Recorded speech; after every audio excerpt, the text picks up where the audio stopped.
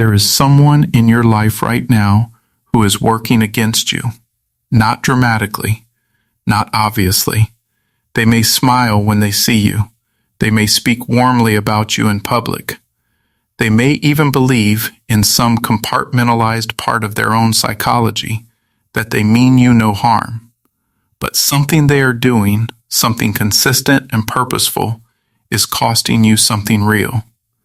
Opportunity, reputation, peace, progress, and you have been handling it the way most decent people handle it, with patience, with the assumption that good faith will eventually be returned, with the hope that the situation will resolve itself if you simply continue being who you are, and it has not resolved, and it will not, because the person you are dealing with is not operating by the rules you are playing by.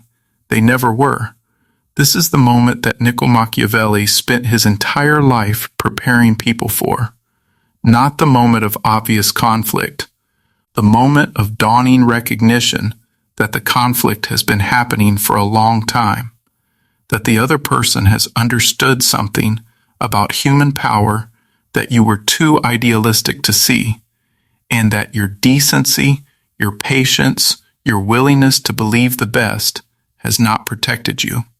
It has made you available. What follows is not an invitation to become someone without principles. It is something far more sophisticated and far more useful. It is an examination of how one of the most clear-eyed and consistently misunderstood thinkers in Western history understood the human capacity for opposition, and what he believed separated people who navigated it successfully from people who were consumed by it. And some of what he concluded will disturb you, because disturbing the comfortable is, and always has been, the beginning of genuine understanding. Something important needs to be established before we go any further, because most people who have heard Machiavelli's name carry a distorted version of who he was and what he actually believed.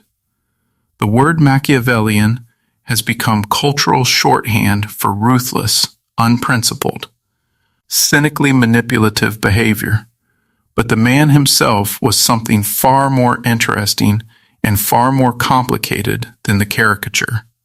He was a statesman who had spent decades in genuine public service, a man who cared deeply about the stability and freedom of republics, a man who, after being tortured and exiled by the very people he had served, turned to writing as a way of mapping the terrain of human power with the kind of honesty that comfortable times never produce. What makes Machiavelli permanently relevant is not cruelty, it is precision. He looked at human political behavior, at the way power actually moves between people and institutions, and he described what he saw without the softening that most observers of human affairs have preferred. And what he saw 500 years ago in Florence is not fundamentally different from what you can observe in any workplace, any family system, any social hierarchy, any relationship in which resources and recognition and status are being negotiated. Picture this: a man who has just lost everything he built over 20 years, stripped of his position, his income, his status, his access to the world he had devoted his adult life to. He is 50 years old, living in poverty on a small farm outside Florence, with nothing but time and the acute clarity that arrives when every illusion has been forcibly removed.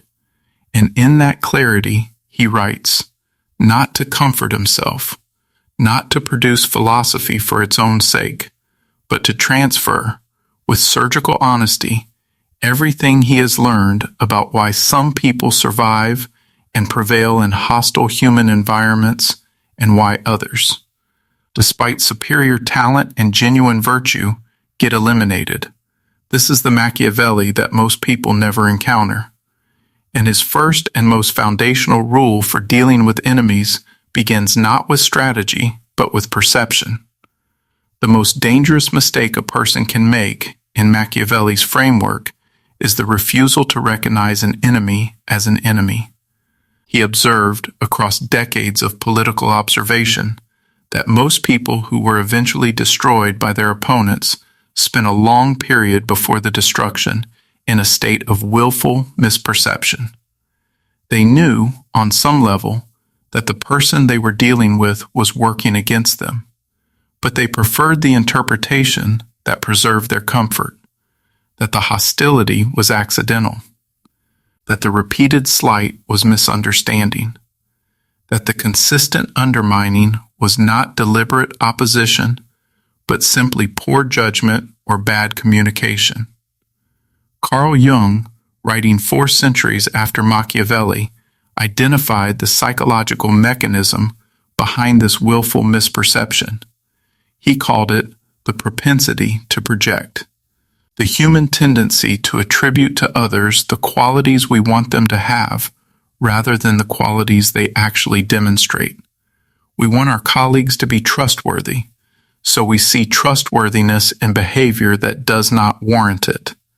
We want our rivals to be essentially decent, so we reframe their attacks as something less intentional. This projection is not stupidity. It is a form of psychological self-protection, because correctly perceiving someone as your enemy requires something that most people find genuinely difficult: the willingness to hold a negative assessment of another person without either resolving it prematurely or allowing it to collapse into hatred. Machiavelli's first rule is therefore not a strategic one, it is a perceptual one. See clearly. Not with bitterness, not with paranoia, but with a kind of unflinching accuracy that allows you to work with reality as it is rather than as you would prefer it to be. And this seemingly simple instruction is, in practice, one of the most demanding things a person can attempt, because our entire social training pushes against it. We are taught to assume good faith, to give the benefit of the doubt, to interpret ambiguous behavior charitably. These are, in many contexts, genuinely valuable social practices, but applied indiscriminately in situations where the evidence has accumulated past the point where charity is reasonable, they become a form of strategic self-deception. The next realization changes everything, and it involves what Machiavelli understood about the relationship between strength and the behavior of opponents. Watch closely how people treat others in positions of observable weakness versus observable strength, not moral strength, positional strength, the strength of demonstrated capability, social connection, and the clear willingness to defend one's interests.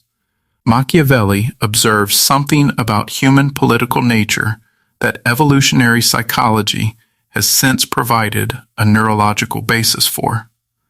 Human beings, at the level of social instinct, are extraordinarily sensitive to signals of relative status and relative vulnerability, and they adjust their behavior toward others based on those signals in ways that are often not consciously processed. The person who appears uncertain of their own position invites a specific kind of opportunism, not necessarily from people who are fundamentally predatory, but from people who are operating on the same instinctual calibration of opportunity that all social animals perform. This does not mean you must project false confidence or perform strength you do not feel. It means understanding that how you carry yourself in environments where opposition is present communicates something about what you believe you are worth defending, and what you believe you are worth defending tends to become what others believe you are worth respecting. Alfred Adler would have understood this in terms of his concept of social interest and the power dynamic. Adler recognized that much of human social behavior is organized around the question of relative status, of who occupies what position in the unspoken hierarchy of the group. And he understood that this hierarchy is not fixed. It is continuously negotiated through behavior, through presentation, through the signals people send about what they expect from the environment and from the people in it. Machiavelli was describing 500 years before modern psychology had the language, the same dynamic that Adler mapped with clinical precision. But something even more dangerous is happening when we fail to understand Machiavelli's second great insight. And it is an insight that most people, even people who consider themselves strategically sophisticated, consistently miss. Machiavelli wrote extensively about the danger of what he called half measures. His observation was that the most reliably catastrophic approach to dealing with opposition is the response that is strong enough to provoke retaliation, but not decisive enough to resolve the situation. He was speaking in political and military terms, but the psychological principle translates with startling precision into the dynamics of ordinary human conflict. The response that lets someone know you noticed what they did, but is calibrated too softly to actually change their behavior. The limit that is stated but not held. The boundary that is announced and then renegotiated when pressure is applied. Each of these half measures does something more dangerous than doing nothing. It teaches your opponent that you can be moved, that your stated positions are opening positions, that the cost of continuing to push is acceptable. The neuroscience of social learning helps explain exactly why this matters. The human brain is a pattern recognition machine that is continuously updating its model of the social environment based on feedback. When a behavior is attempted and meets no meaningful resistance, the brain registers this as information. The behavior is viable. The cost-benefit calculation shifts in favor of repetition. When a behavior meets a clear, consistent, and proportionate response, the brain updates its model in the other direction. The human beings who understood this most clearly, from Sun Tzu to Clausewitz to Machiavelli himself, all arrived at the same conclusion through different routes. Clarity is kinder than ambiguity. A clear limit, clearly held, is less damaging in the long run than a soft limit that invites continuous testing. This is where Stoic philosophy enters the conversation in a way that most people do not expect, because Stoicism and Machiavellianism appear, on the surface, to be in fundamental opposition. The Stoics emphasized virtue, equanimity, the cultivation of inner life over the management of external outcomes. Machiavelli emphasized effectiveness, adaptability, the ruthless prioritization of results. But beneath these apparent oppositions, there is a deep compatibility that becomes visible when you look at how both frameworks treat the question of response to opposition. Marcus Aurelius, commanding the largest empire in the world, while simultaneously maintaining the interior discipline of a philosopher, understood something that Machiavelli would have recognized immediately, that the appropriate response to opposition is not determined by emotion, not by the anger the opposition provokes, nor by the fear it activates, nor by the desire for revenge that injured pride generates. The appropriate response is determined by clear assessment of what actually serves your genuine interests and the interests of what you are responsible for. Marcus Aurelius returned constantly to the question of what his actual role required of him in any given situation. Machiavelli asked the same question from a different direction. What does this situation actually require, stripped of the emotional overlay and the social performance? The answer to that question in both frameworks is almost never what the emotional response would generate. Anger produces dramatic responses that often create more problems than they solve. Fear produces withdrawal that seeds ground unnecessarily. The desire for revenge produces actions that are satisfying in imagination and counterproductive in reality.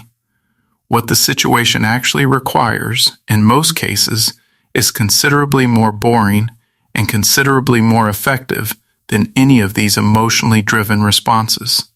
Epictetus, who survived the worst that human opposition can produce and retained his interior freedom throughout, taught that the most important thing about any difficult situation is distinguishing between what belongs to you and what belongs to the person creating difficulty. Their behavior, their intentions, their willingness to act against your interests, none of this is within your control. What you do in response to it is entirely within yours. And the quality of that response, its clarity, its proportionality, its alignment with your genuine long-term interests rather than your immediate emotional state, is the measure of whether you are being governed by your circumstances or governing yourself within them. Most people never notice what comes next in Machiavelli's framework, and it is the rule that, once understood, permanently changes how you see the human social landscape. Machiavelli believed that the greatest tactical error in dealing with enemies is the assumption that generosity, once received, changes the fundamental nature of the relationship. He observed, repeatedly and without apparent surprise, that people who had been shown mercy or given unexpected advantage by someone they had opposed did not, in most cases, become allies. They remained what they had been before the generosity, opponents whose calculations had temporarily shifted. And he drew from this not the conclusion that generosity is always wrong, but the more nuanced and more accurate conclusion that generosity extended to a genuine opponent without a corresponding change in the structural conditions that made them an opponent achieves nothing strategically while potentially signaling a vulnerability. This is not a counsel of permanent hostility. It is a counsel of clear-eyed realism about what actually changes the nature of a conflict and what does not. The thing that changes the nature of a conflict is not a unilateral gesture of goodwill. It is a change in the conditions that produce the conflict in the first place, which means that the genuinely strategic response to opposition is almost always structural rather than interpersonal. Not how can I make this person like me or trust me or feel grateful toward me, but what conditions in this environment are producing the opposition and what in those conditions can actually be changed. Viktor Frankl's framework adds a dimension to this that Machiavelli did not fully develop. Frankl understood that the human response to difficulty, including the difficulty of human opposition, is always mediated by meaning, and the meaning you assign to the opposition you face determines, more than any tactical consideration, what you are able to access within yourself in response to it. If you interpret opposition as evidence of your inadequacy, it will diminish you. If you interpret it as information about the landscape you are navigating, it becomes useful data. And if you can move further still to interpreting it as a kind of education in the actual nature of the environment and the people in it, it becomes something that develops you rather than something that merely damages you. Machiavelli, who experienced the most devastating opposition imaginable and channeled it into some of the most clear-eyed analysis of human power ever produced, was himself a demonstration of this principle. His exile and torture did not produce bitterness that destroyed him. They produced clarity that endured 500 years. This is the layer most people miss entirely, and it is the one that separates people who are genuinely transformed by the experience of human opposition from people who are merely hardened by it.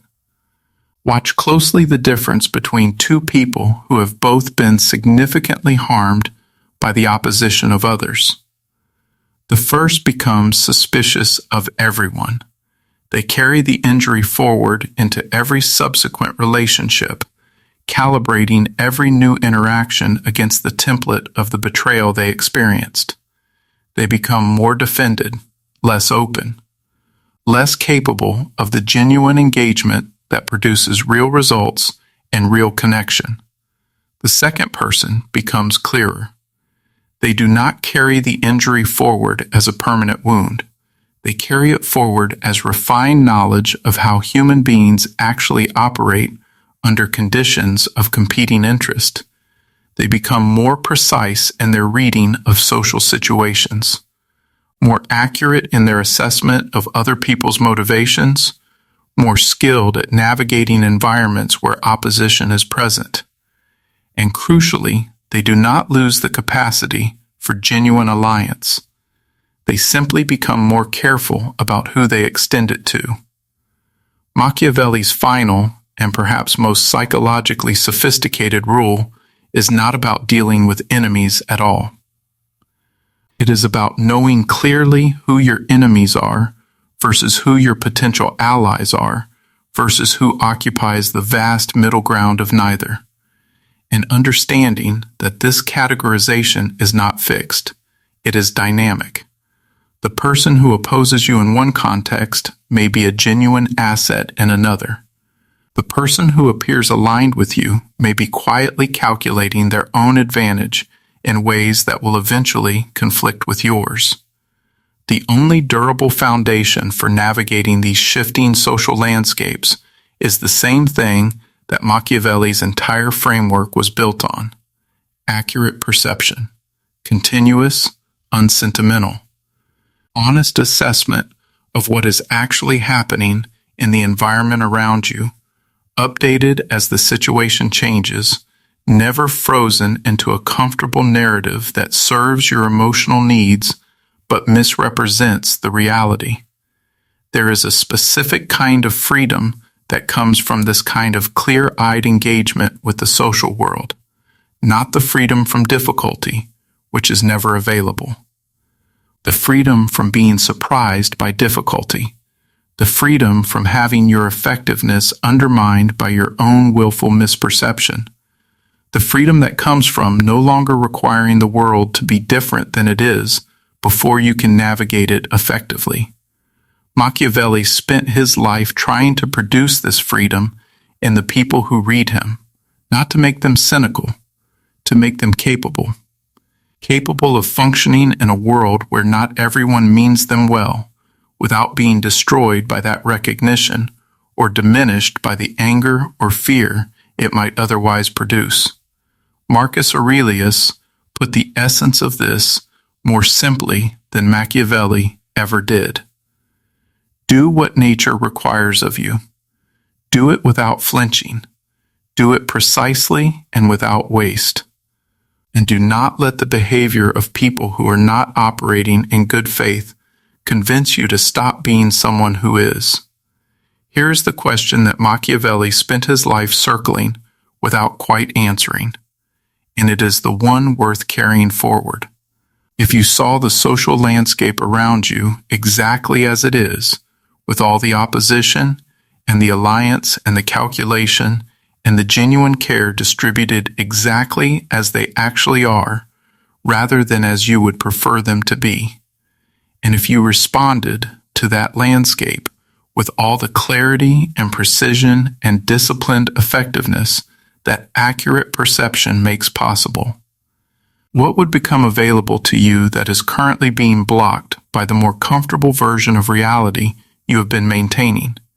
And is what you gain from that comfortable version worth what it is costing you to sustain it?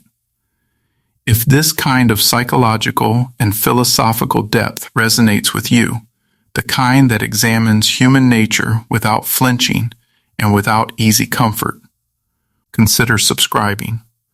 This channel is built for people who prefer difficult truth to comfortable simplicity, and there is much more of this ahead.